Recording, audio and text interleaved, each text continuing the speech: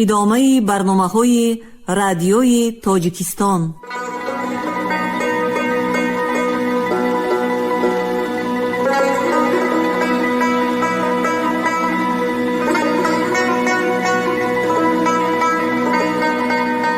السلام علیکم شنونده های گرامی، با توجه شما گفتاری ادبی از سلسله خوانش بدیعی اثر نویسنده بزرگ تاجیک صدرالدین عینی، یادداشت‌ها در قرائت عبدالرشید خوجامقلوف. قسم پنجم، گفتار 125.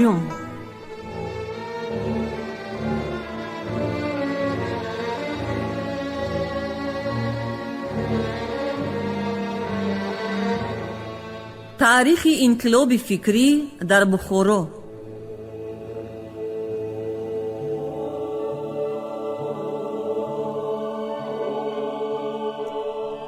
در میان فضلای بخارا چند نفر اشخاص محترم یاد دارم که با وجود بیخبر بودنشان از ادبیات حاضره و جراید یومیه در مسائل وارده حادثه بی‌طرفانه و منصفانه اجرای فکر می کردند. چون در ترجمه احوال هر کدام این اشخاص تعمق می نمودم، در می یافتم که عمرشان را فقط به دیباچه صرف نکرده بودند، بلکه به ضمن آنکه کتب متداوله علمی را تتبع کرده اند، در ادبیات اسلام و تراجم احوال رجال و سایر جزئیات علوم حفظ نموده بهره کامل دریافتگی بودند. بنابراین گفته می شود اصلاح احوال طلبه و مدارس از اهم ضروریات است. به اصلاح ایشان هر تشبوسی که کرده شود کم نتیجه می دهد یا نتیجه نمی دهد. اصلاح احوال طلبه و مدارس را بر نهج کردن لازم است که عمر طلبه در مدرسه عبث نگذرد و طریق تعلیم را بر وضع تأسیس کردن لازم است که به تأثیر آن طلبه محب علم، عاشق معارف و حریص مطالعه شوند. چون در بخارا رسما به گشاده شدن مکتب هنوز امیدواری نبود، میرزا عبدالواحد برای مشغولی و برای حفظ حقوق خود از تعرض متعصبان به میرزاخانه نصرالله بی خوشبیگی به خدمت نویسندگی مقید شد. سایر ترقی خواهانی که در بخارا پیدا شده بودند، هر کدام اینها هم به کارهای خصوصی خود مشغولی کرده به هر مناسبت به تنویر افکار مردم و نشر جراید وارده در بخارا کوشش می کردند. با این مناسبت روز به روز آثار انتباه در بخارا زیاده می گشت. مخدومان جوان و عالمزادگان کبار اکثری به تدریج به طرف ترقی و تجدد میلان می کردند.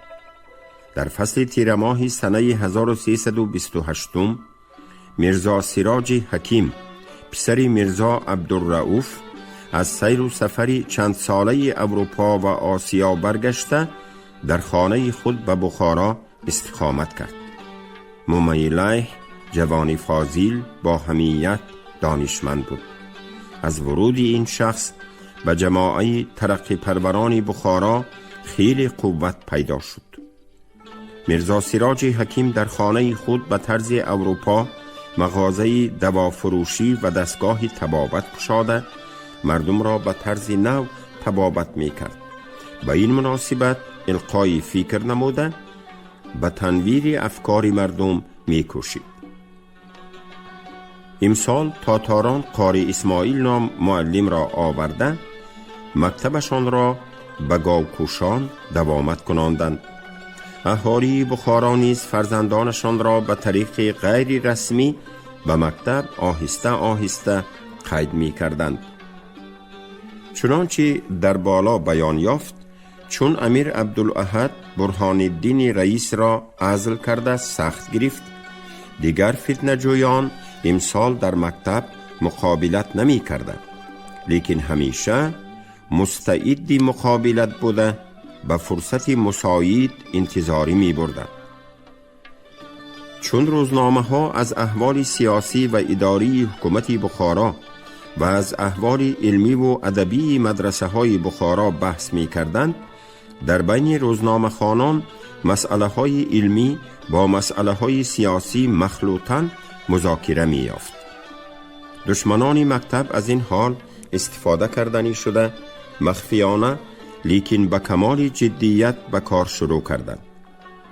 معاندان مکتب هر روز به هر وسیله به امیر و وزیر و دوایر حکومت از ترقی پروران و مکتب خواهان سیایت می کردند و می گفتند اگر مکتب نو رواج گیرد، به اندک فرصت اهالی طالب اصلاحات اداره مملکت می شوند و در استقلال حکومت صدمه می رسانند. مشروطه می خواهند، مثل استانبول مجلس مبعوثان می کشایند و کذا و کذا.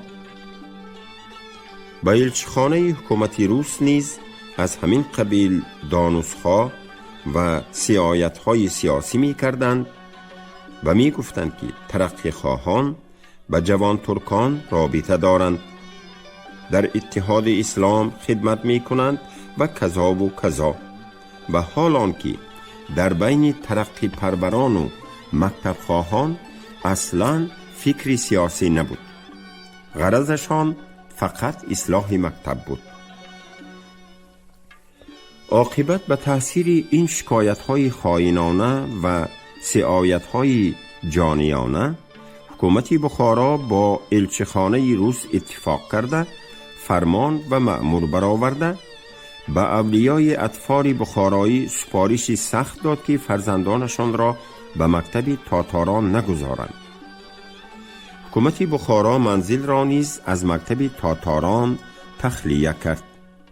عجبتر آن که بعضی الچخانه روس هنوز به طریق غیر رسمی به بعضی ترقی خواهان وعده می دادند که انشاءالله در اجرای مکاتب نو کوشش خواهیم کرد.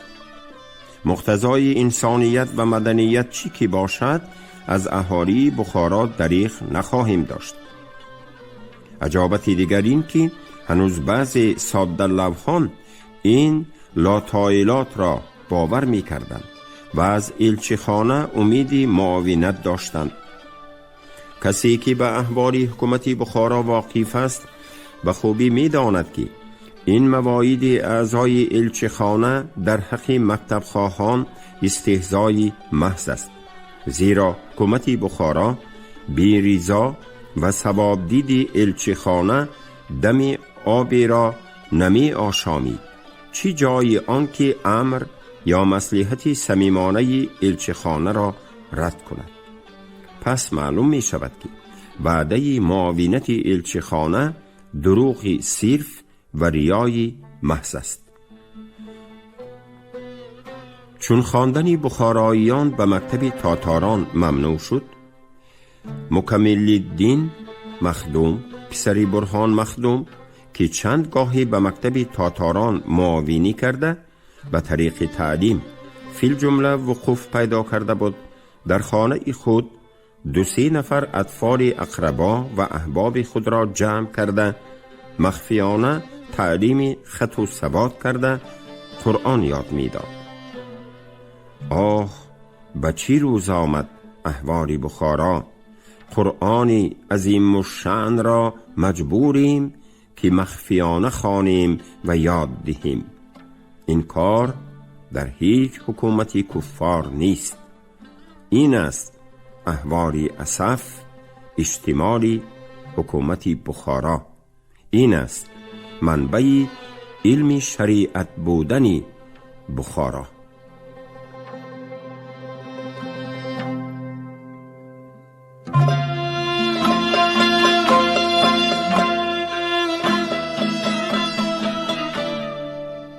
وفات امیر عبدالاحد و جلوس امیر عالم خان.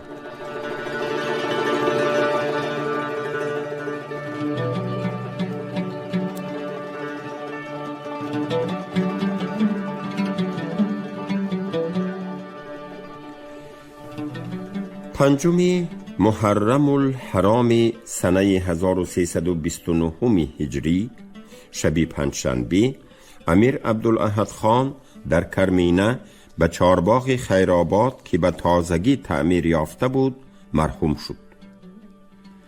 ولی عهد امارت میر آریم خان روز جمعه ششم محرم الحرام از کرمینه به بخارا آمده اداره مملکت را به دست خود گرفت.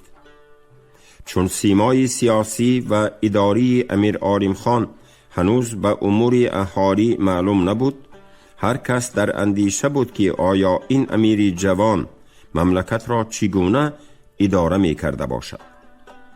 خصوصا فرقه ترقی پروران در حرکات امیر بی صبرانه منتظر بودند. امیر تا روز جلوس به ارکان دولت خود مثل نصرالله بی قشبیگی، محمد یونس بی، مرزا نظام الدین خواجه ارگنجی و ملا آزاد بی دادخواه مصلحت و مشورت کرده به ثوابدید الچخانه روس یک فرمان حاضر کرد. مضمون فرمان پیش از نشر کردن رسمی از دوایر حکومت به طریق غیر رسمی ترشح کرده به دلهای مایوس امید، به جانهای محزون نوید میداد.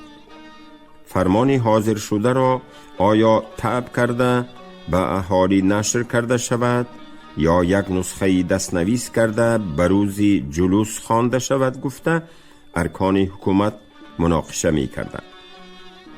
مرزای ارگنجی به طبع و نشر فرمان با عناد و اصرار تمام مقابلت کرد. عاقبت به نسخه دستنویس اکتفا کردند. ممانعت کردن مرزای ارگنجی به طبع فرمان سیمای سیاسیش را به خوبی نشان می دهد. خلاصه روز جلوس رسید. علما، امرا و اعیان مملکت با ارکان الچخانه روس در ارک بخارا حاضر شدند. رسم جلوس را به عادت و آداب ملی آماده نمودند. فرمان مذکور را به حضور حاضرین مرزای ارگنجی به پای استاده خواند. مضمون فرمان خلاصتاً و معالاً بدین قرار بود: جناب عالی رفاه و آسایش عمومی اهالی را صمیمانه می خواهند. برای سعادت رعیت و آبادی مملکت به عون الهی سعی و کوشش می کنند. تا حال قاضیان که به دربار امیر سالی چند بار تارتق و پیشکش می فرستادند و به اهل دربار تعارف و هدیه و عبارت دیگر رشوه می دادند، بعد از این به کلی مرفوع و قطعی ممنوع است. چون قاضیان از این مصارف معاف شدند، لازم است به حال فقرا و رعایا ترحم کرده در موارد وثایق و خطوط ابرا زیاده طلبی ننمایند. ملازمان و نوکرانشان نیز از فرسخ پوری زیاده فرسخ 3.5 تنگه بخارا نگیرند. هر کس که از این فرمان تجاوز کند معزول و مسئول خواهد شد. حصة الخراج را که تا حال از 10 4 گرفته می شد، بعد از این از 10 3 گرفته شود. ماهیانه سرباز و سایر معاشگیرانی دربار حکومت از علما و امرا و سپاه بعضی نیم حصه، بعضی 1 حصه، بعضی 2 حصه زیاد کرده می شود. در اصل فرمان قدری زیاد نام به نام معین بود. هرچند در فرمان از تعمیم معارف و اصلاح مکاتب حرفی نبود، مع ذلک معارف خواهان به خطار عموم اهالی از این فرمان زیاده ممنون بودند. تغییر و تبدل عادات کهنه دربار امیر را فال خیر می دانستند. و تأثیر همین امیدواری ها بود که میرزا عبدالواحد منظم ماده تاریخ جلوس را ترقی ملت اسلام یابد 1329 نوشته بود. عبدالرؤوف فطرت تاریخ جلوس را از استانبول، تاریخ دور سلطنت را منوران، اسباب انتخاب بخارا نوشتند 1329 تحریر کرده فرستاده بود. مضمون فرمان و نسخه آن را در اطراف مملکت و به شعبات حکومت و به قاضیخانه ها ممهور به مهر امیر کرده فرستاده اجرایش را سپارش کرده شد. مضمون فرمان در بازارهای تومنات و ولایات به واسطه جارچیان منادیان به عموم اهالی اعلان کرده شد. عموم اهالی از این فرمان زیاده ممنون شده گروه گروه در حق امیر جوان دعا می کرد. روزهای جمعه مخصوصاً برای زیارت امیر از اطراف به بخارا آمده، در راه مسجدی که امیر به نماز جمعه می رفت با آوازی بلند بعضاً با گریه شادی دعا می کردند. 2-3 ماه اولی جلوس با همین قبیل تنتنه ها و شادمانی ها گذشت. از مندرجات فرمان روز جلوس زیاده کردن معاش وظیفه‌خواران حکومت از ملا، سرباز و سپاه به عمل آمد. قاضی ها از تارتق کردن به امیر ممنوع شدند، اما روح و معنای حقیقی فرمان که عبارت از رفاهیت عمومی رعیت و به ایفاقه آمدن قاضیان و مأموران حکومت از حرکت خودسرانه و مجنونانه باشد به فعل نه آمد، بلکه خودسری ارباب حکومت از اول بدتر شد. تفصیل آن که بعد از نشر فرمان جلوس آنانی که از خزانه حکومت ماهیانه و سالیانه معاش می گرفتند و غیر از علوفه مقرری و معین چیزی مداخل نداشتند، بنابر زیاد شدن معاششان بی‌طبع خرسند و شادمان و شاکر بودند. اما آن مأمورانی که اصل مداخلشان نامعین لیکن به قدری توانستنشان به طریق غیر محدود از فقرا و رعیه می ستاندند، از این فرمان بسیار آشفتند. معذالک از ترس بازخواست امیر در اول جلوس عدم رضایشان را علنا اظهار نمی کردند، لیکن خود را به عنوان خیرخواه حکومت به قلم داده به این طریقه اداره لسان می کردند. منع تارتق و پیشکش هرچند به حال رعیه ترحم است، اما سبب کسر شوکت و حشمت پادشاهی است. پادشاهان بخارا از سایر ملوک و دبدبه و اساساً تارتق و پیشکش های دربار امتیاز داشتند. هر صبح که به دربار امیر می رفتیم می دیدیم که چند اسب و بخچه مع ابزال و چبدوغ طلا منتظر قبول حضور همایون شده صف کشیده می ایستاد. در مقابل این تارتق ها جامه های رنگارنگ و خلعت های گوناگونی تبرکی از طرف امیر احسان و مرحمت می شد که شأن و شوکتی دربار را دوبالا می کرد. اکنون حیف که از آن تنتنه ها اثری نماند. آن مصری سلطنت که تو دیدی خراب شد. اصلی مقصد این گروه این بود که وقتی که تارتق ممنوع شود ناچار پول گرفتن غیر محدود از فقرا نیز ممنوع می شود. تا حال به هر وسیله ما به امیر تارتق می کنیم، خراجات در خانه داریم گفته به جبر و ظلم هر قدر که توانند از رعیه می ستاندند. بعد از آن که تارتق ممنوع شد باید با خرج خصوصی خود قناعت کنند و به زیادت طلبی بهانه نمی ماند. لذا از آن همه مداخل غیر محدود محروم می مانند. اهل دربار نیز کوشش می کنند که رسم پیشکش باز جاری شود، زیرا هر کس که به امیر تارتوق می فرستاند اهل دربار را نیز بی نصیبه نمی گذارد. اگر تارتوق ممنوع باشد، حکام و قضات به دست اهل دربار کمتر می افتند. از ارکان حکومت تنها نصرالله بی قشبیگی در منع تارتوق استادگی کرد. ماموران و قاضیان به بهانه‌های عجیب یک بار تارتوق کردن را اذن می خواستند، اما قشبیگی رضا نمی داد. بعضی از قاضیان به بهانه توی پسر یا دختری خود به اذن قشبیگی تارتوق می کردند. امیر بی ابا قبول می نمود. از این حرکات امیر معلوم شد که امیر را عزمی و اراده نبوده است. هر فرمان که صادر شود به حالت فرمان به کاغذ می مانده است. نیکی امیر تنها این بوده است که کار خیری را اگر منتسبین دربار القا کنند حکم می داده است. به مورد یا بی مورد به انعام و احسان مهیا بوده است.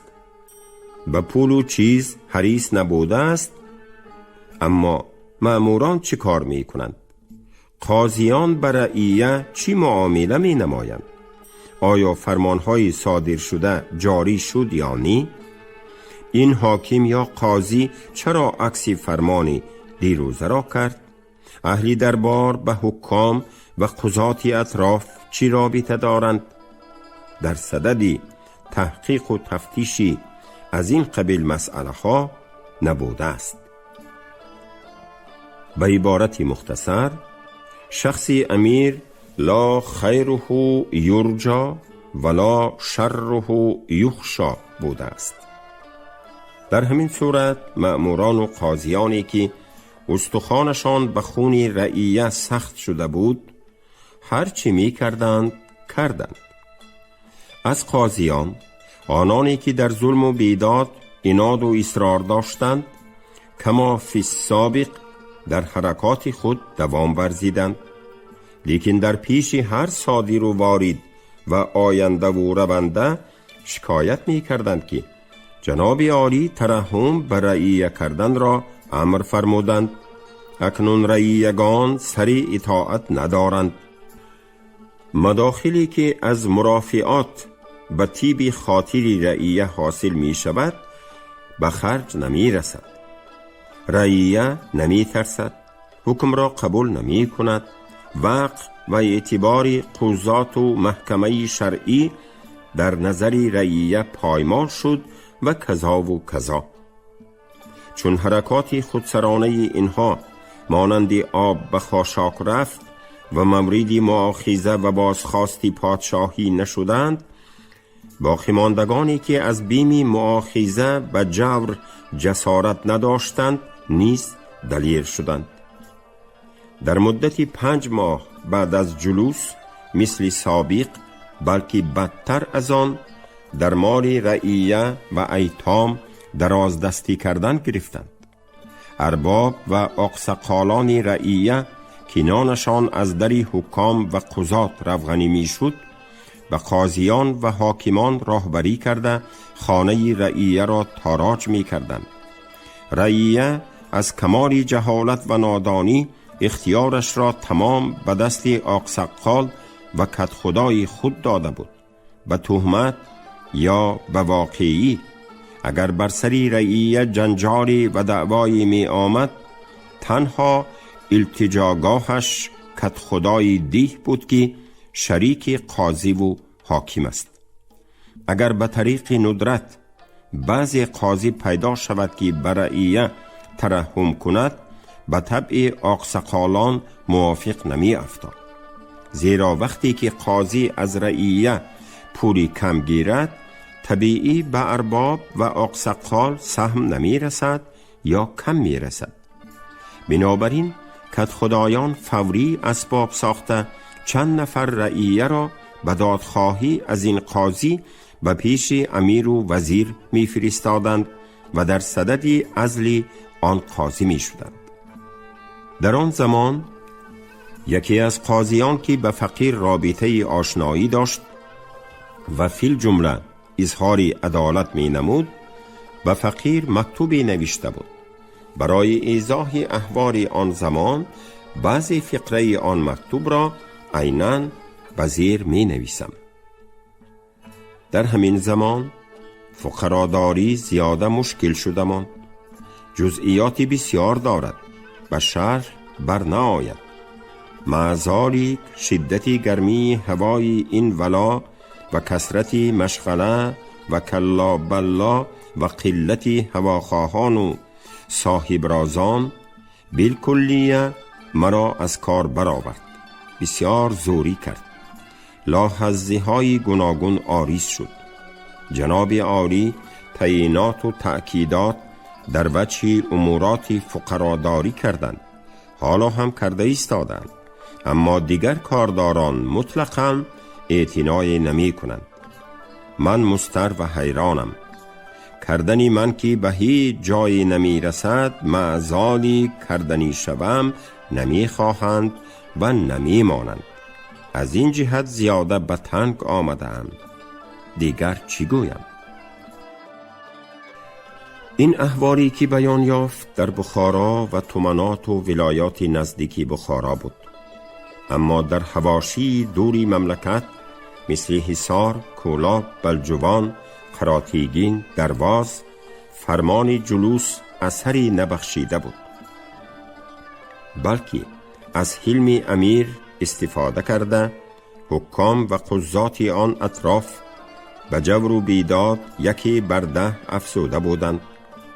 اکثری حکام و اتباع حکام آن طرف غصباً 20 نفر دختران مسلمین را به عنوان دخترخانه با خود می داشتند. غیر پولهایی که به موقع یا بی موقع از رعیه می گرفتند، مصارف معیشت خود را جنساً انداز کرده می ستاندند. بالجمله رعایای آن طرف با دختر و پسر و زن و فرزند و مال و جان خود تمام اسیر و مملوک حاکمان بودند. اولیا قلی بیگ وقتی که از حکومت حصار معزول شده آمد، به عنوان دخترخانه تقریباً 30 نفر دختران بالغه رعیه را همراه خود آورد، اما مال و اشیا و نقودش از حد حصر محاسبان بخارا بیرون بود.